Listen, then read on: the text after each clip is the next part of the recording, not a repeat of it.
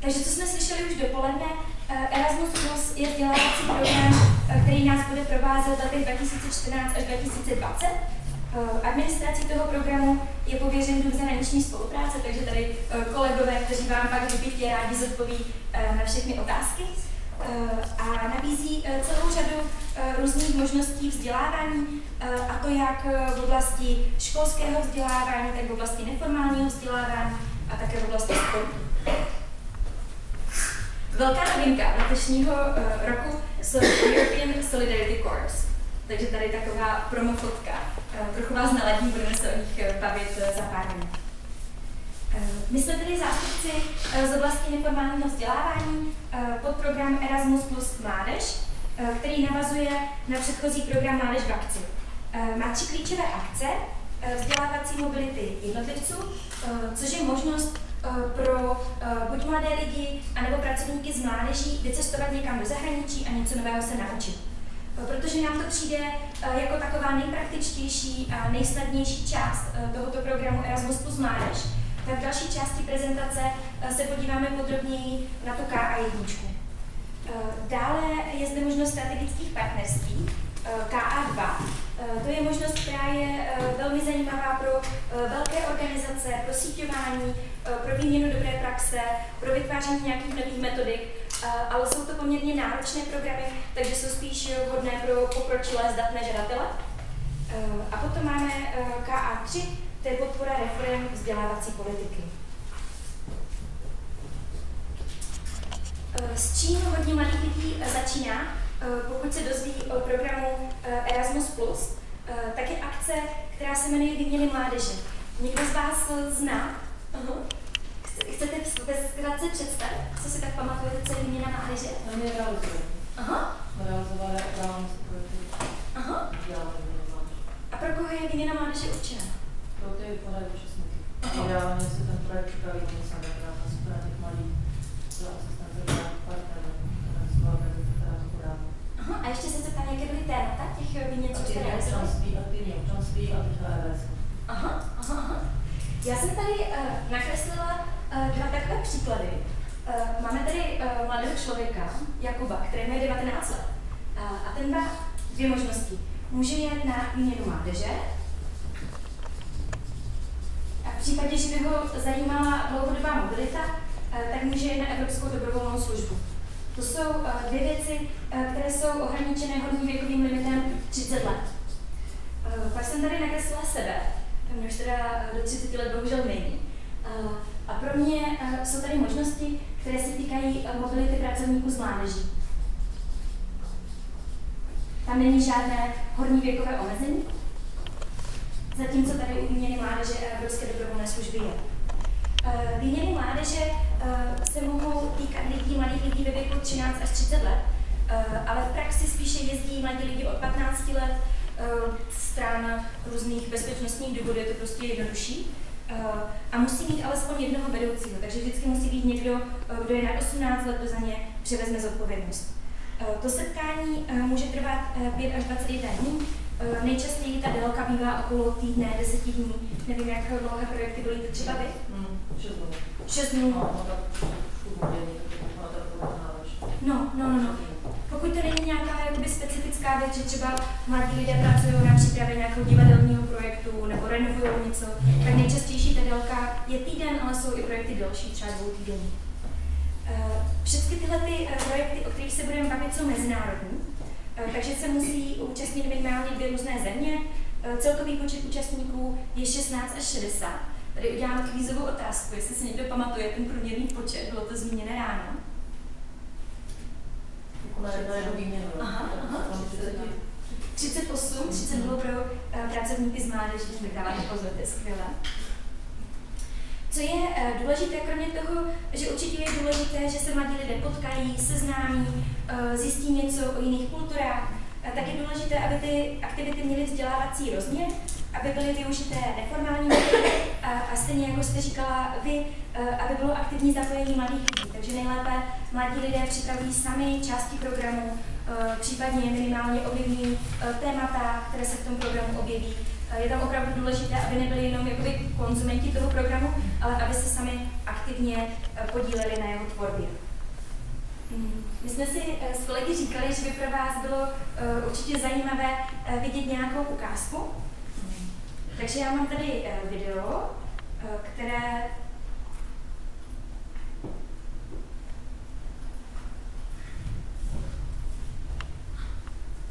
udělala ostravská organizace, která se jmenuje Trendu. Byla to výměna mládeže, která se jmenovala Hra život a věnovala se různým vzdělávacím aspektům v hrách. Takže zkoumali různé hry, ať už online, nebo prostě fyzické hry, sportovní hry, roleplays, všechny možné typy her a zkoumali jejich potenciál. Tahle ta výměna byla československá, takže jsem si vybrala zrovna tohle video, abychom všichni rozuměli tomu, co teda účastníci budou na té výměně dobře hodnotit.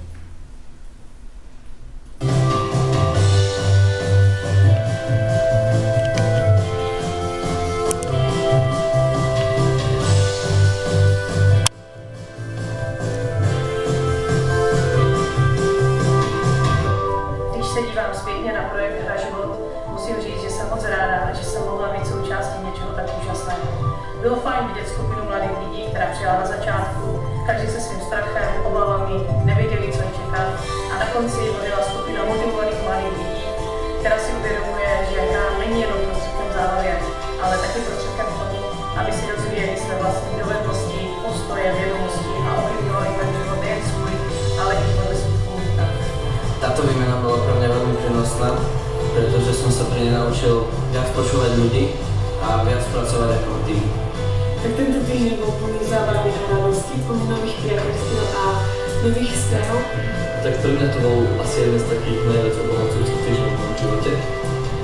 Bylo úplne úžasné vlastně celý týden prožít v tom společenství. Naučila som sa překonávať sama sebe. Naučila som sa tej zodpovednosti, komunikácie s ľuďmi, ako nadväzovať nové vzťahy. Tak tento týždeň bol veľmi zábavný, poznala som množstvo skvelých ľudí a naučila som sa prekonávať samu sebe a svoj strach. Bylo to výborné, naučil jsem se komunikovat s neznámýma lidma, našel jsem si nové přátelé, byl jsem velmi spokojený.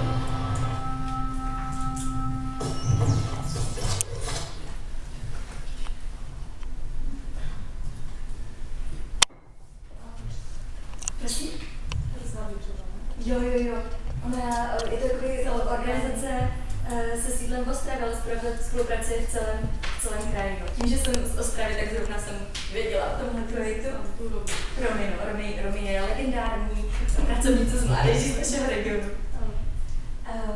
Takový základní rozdíl, když se podíváme tady na ty výměny mládeže a mobility pracovníků z mládeží, je to, že pracovník z mládeží, pokud se účastní nějaké mobility, tak by měl ty získané znalosti a zkušenosti předat dál.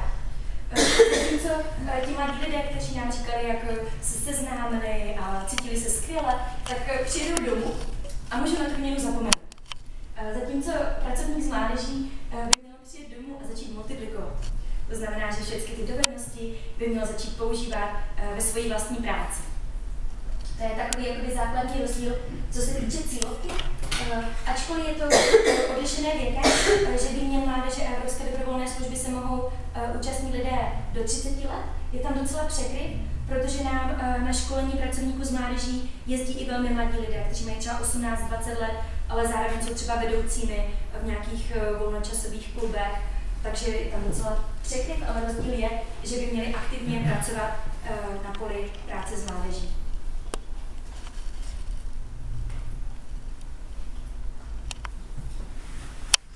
Těch typů mobilit pracovníků z mládeží je celá řada. Nejčastější jsou semináře a školení. Školení trvají také většinou zhruba týden, jeví se to tak jako taková dobrá doba a bývají často na nějaké specifické téma, například gamifikace práci s mládeží nebo nové trendy v environmentální výchově. Je to něco poměrně specifického, pracovníci z mládeží přijedou, dozví se nějaké nové aktivity, nové informace a po návratu využívají tyhle ty znalosti, dovednosti ve své zemi. Semináře bývají často kratší, třeba k utřídení, dále bývají různé akce, které slouží k navázání kontaktů, zejména pokud třeba máme nějakou neziskovku, dejme tomu z Čech, která pracuje třeba zrovna s tematikou ochrany životního prostředí a chtěla by udělat nějaký projekt a nemá partnery, tak může jet na Contact Making Seminar, kde najde environmentální neziskovky z Francie, Švýcarska, Španělska a společně mohou vytvořit nějaký projekt. Takže tyhle ty semináře k navazování kontaktů jsou fajn a jsou možné i jakoby mobility jednotlivců typu studijních pobytů nebo job shadowingu. Třeba si myslím, že Švédsko má hrozně pokročilou metodiku v oblasti environmentální výchovy, tak já a švédská organizace napíšeme projekt a já pojedu třeba na měsíc stínovat do jejich organizace, abych se dozvěděla, jaké zajímavé postupy tam mají. V rámci Erasmus Plus Mládež je zajímavá věc, kterou najdete na YouTube a je to obrovská série Massive Online Open Course, kde najdete takové kreslené, animované skeče ke všem různým podrobnostem v tom našem programu Erasmus Plus Mládež. Já pro ukázku jsem jeden vybrala, který se týká zrovna mobilit pracovníků z mládeží a ukazuje nám, co všechno jsou teda ty typy těch mobilit. Je to v angličtině, ale je to animované, tak doufám, že všichni si z toho něco odnesete.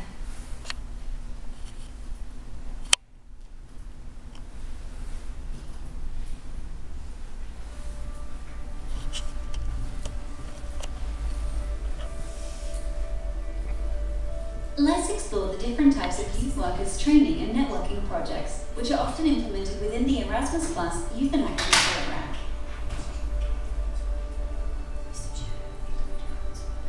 If several partner organisations identified a need to develop skills in using new methodologies of working with young people, they would probably choose a training course.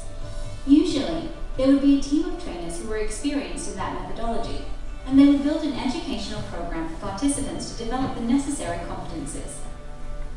The duration of such an activity is usually between 5 and 10 days.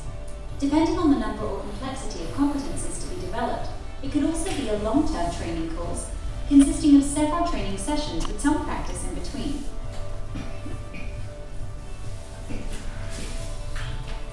If organisations need to share or exchange ways of carrying out youth work with colleagues from other countries involved in using similar methodologies, they might organise a seminar.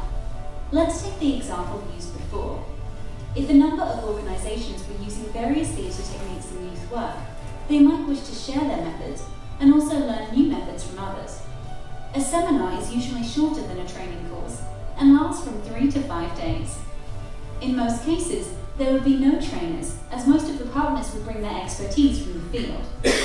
There might be a team of facilitators though. They would provide some structure and methods for sharing and learning together in an international group of youth work practitioners. A contact-making seminar might be organised if partners are eager to develop new projects in the future.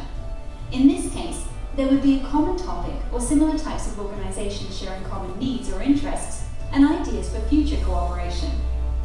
Contact-making seminars can be a good space to get to know new partners better, to explore each other's realities and the needs of the young people, and actually start developing new international projects.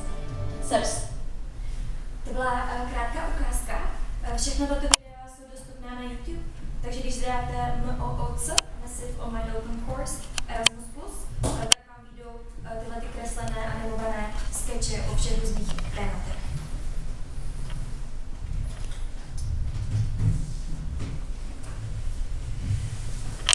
Třetí typ mobility, kterou malinko rozvedeme podrobněji, je Evropská dobrovolná služba. Stejně jako stěžejní program Erasmus slaví 30 let. My letos slavíme 20 let Evropské dobrovolné služby a jaký počet dobrovolníků? 100 000 dobrovolníků, takže je to taky krásné výročí. Týká se mladých lidí ve věku 17 až 30 let, kteří můžou jet jako dobrovolníci buď na dlouhodobou nebo na krátkodobou EDSku do země jiné, než je země, ve které mají trvalý pobyt. Ono zní to tak teoreticky, takže opět jsem si připravila ukázku jednoho videa, ukážeme jenom kousíček. Je to Španěl Carlos, který byl v roce 2014 ve středisku volného času Ivančic, takže ze Španělska do Ivančic. A jaká byla jeho zkušenost? Já ukážu kousíček a potom konec, abyste si třeba víc udělali představu, jak takový projekt může vypadat. Jinak všechny podrobnosti uvidíte také na webových stránkách na erasmusplus.cz a máme pro vás připravený takový handout se všema odkazama, takže nemusíte mít strach, že vynecháte nějaké důležité informace. Ještě pro zajímavost, kolegové z Ivančic jsou tady s námi na konferenci, kdybyste se chtěli dostat více o tom projektu, tak máme příležitost.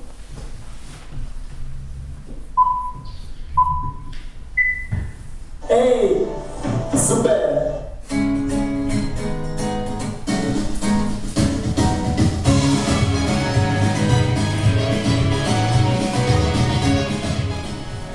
Hi everybody, my name is Carlos. I'm from Barcelona, Catalonia, Spain.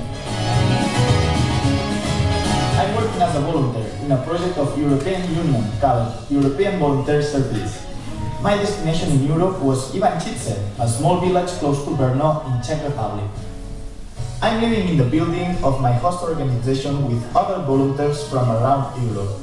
They are Lucas from Germany, Marion from France, and Masha from Russia. Volunteers here are changing all the time, because when someone new arrives, someone else is leaving. Before of them, I shared good times with other volunteers from Spain, Italy, Armenia, and Slovakia. We really spent a great summer together.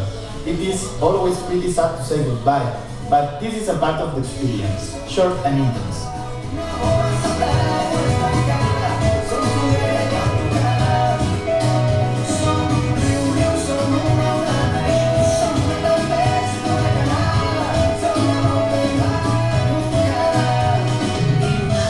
Organization is called CDC. It is a great free and leisure time activities organization for children and youth. My main job here is related with sport and physical activities with youth and children. Usually our job is to energize floorball and tennis training for children after school, organize games and animation activities in Freezer Club, or to be part of different thematic events with costumes. Sometimes we go to different schools and we do presentations where we talk about our countries to children from Czech Republic. Even our job is related with sport activities. The volunteers help our organization with creative activities like painting and decorating or supporting work for all events from our organization. I really enjoy it. Now I just want to say thanks. Thanks to everyone who has been part of my experience in my time in Czech Republic.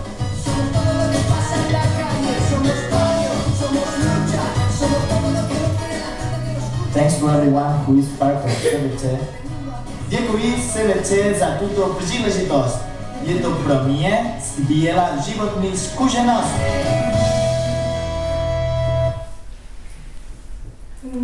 Tady s kolegy společně pracujeme nejvíc v oblasti Evropské dobrovolné služby. Dobrovolníci přijíždí k nám do Čech ze všech různých zemí. Zrovna Španělsko v poslední době vysílá docela hodně dobrovolníků, což souvisí s vysokou mírou nezaměstnanosti mládeže ve Španělsku. A dobrovolníci pracují v neziskovkách všeho různého typu.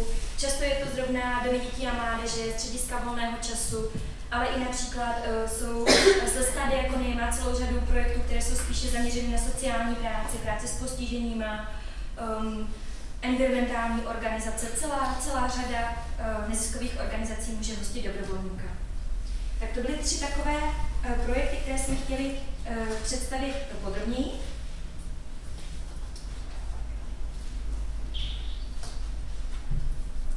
A teď už jenom ve zkratce, co jsou nějaké novinky.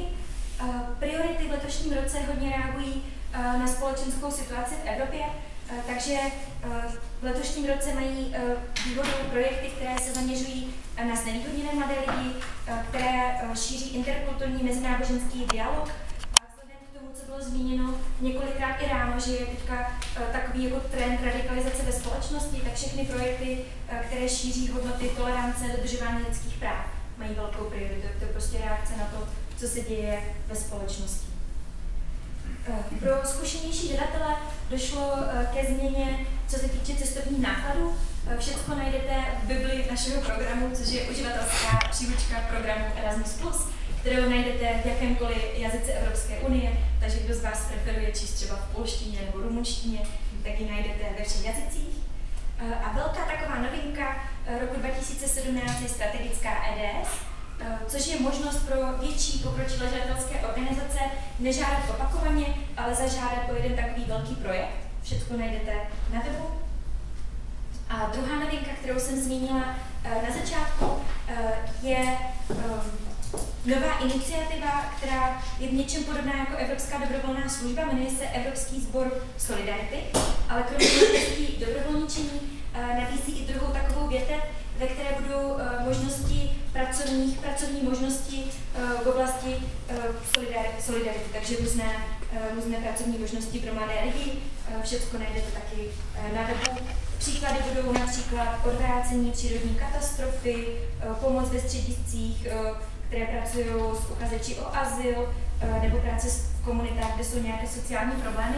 Je to novinka, začne od června 2017, ale všechno už najdete na webu. To je ještě jeden promo obrázek, máme velké množství skvělých promo obrázků v této novince. A my tady s kolegy budeme i v druhé části prezentace, abychom zodpověděli veškeré dotazy. Takže díky za pozornost a předám slovo kolegyním z MŠMT, ale zároveň pokud máte nějaké dotazy, rádi zodpovíme v další části.